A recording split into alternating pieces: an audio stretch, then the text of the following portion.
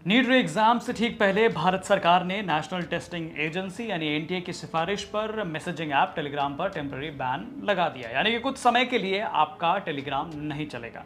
इस फैसले के बाद अब टेलीग्राम के सीईओ पावेल डुरोव भारत सरकार से आर पार के लिए मैदान में आ गए। उन्होंने यहां तक कह दिया कि टेलीग्राम को बैन करने से कुछ नहीं रुका, बल्कि पेपर लीक और फ्रॉड से जुड़े लोग अब दूसरे मैसेजिंग ऐप्स पर शिफ्ट हो गए।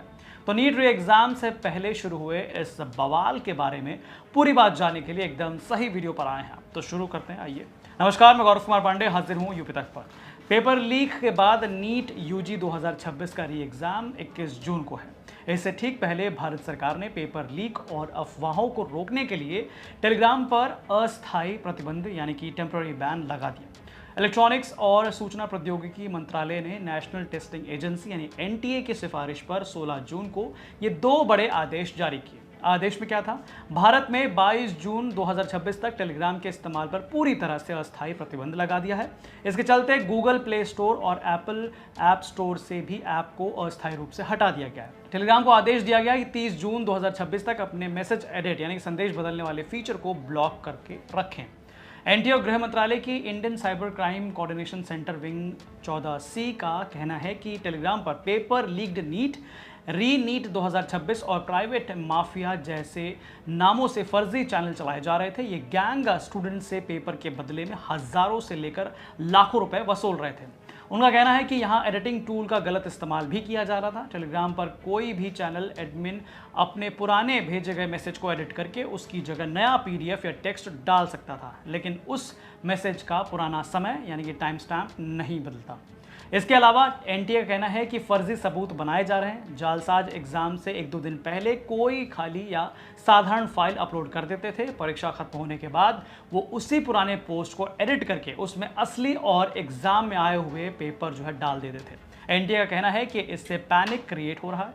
इससे स्टूडेंट्स को ऐसा लगता था कि पेपर परीक्षा से पहले ही लीक हो गया था। इसके स्क्रीनशॉट वायरल करके जनता में भ्रम और पैनिक फैलाया जा रहा था। आईआईटी मद्रास के डायरेक्टर ने भी इस तकनीकी खामी की पुष्टि की। अब आइए जानते हैं कि टेलीग्राम और उसके सीईओ पावेल डुरोव ने क्या कहा। दरअसल इस बैन के बाद टेलीग्राम के सीईओ ने सोशल मीडिया प्लेटफॉर्म एक्स पर सरकार के इस फैसले की कड़े शब्दों में आलोचना की।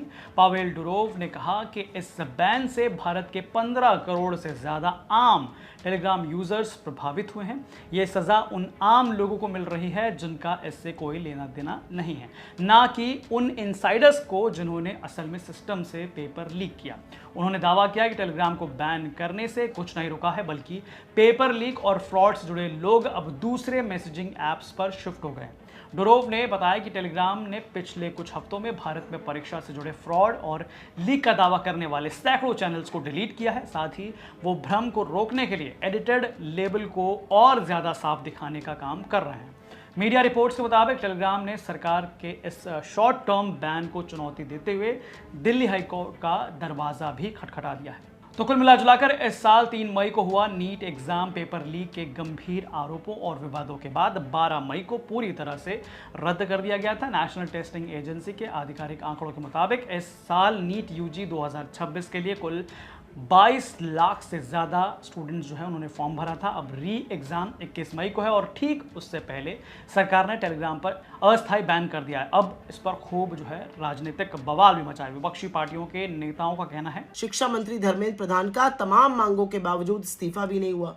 अब नीट परीक्षा से 5 दिन पहले टेलीग्राम ऐप को ही बैन कर दिया गया। ये अलग बात है कि बहुत सारे बच्चों के नोट्स वगैरह उस पर हैं जो नीट का एग्जाम देने जा रहे हैं। तो टेलीग्राम ऐप बैन कर मोदी सरकार क्या प्रूफ करना चाह रही है? भाई, नीट पेपर लीक में लोग इन्वॉल्व थे, पूरा एक तंत्र इन्वॉल्व था। बीजेपी के कुछ नेताओं का नाम सामने आया था, कुछ की गिरफ्तारी भी हुई थी, बड़ा पैसा इन्वॉल्व था, पूरा एक तंत्र चल रहा था। लेकिन नीट पेपर लीक को टेलीग्राम ऐप पर ठीकरा फोड़कर अपना पलड़ा झाड़ना चाह रहे हैं नरेंद्र मोदी। मतलब एक से एक शिरोमणियों से भरी पड़ी है मोदी सरकार। खैर, यह भी जान लीजिए कि टेलीग्राम को 2014 में पावेल डुरोव ने बनाया था। वो इस कंपनी के सीईओ और मालिक हैं। रूस में जन्मे डुरोव के पास फ्रांस और यूएई की दोहरी नागरिकता है और आजकल भारत सरकार पर खूब जो है अपना गुस्सा उतार रहा है। हालांकि आप किस प्रकार आए हमें कमेंट करके जरूर बताएं। बाकी तमाम खबरों के लिए आप देखते रहें यूपी तक। धन्यवाद।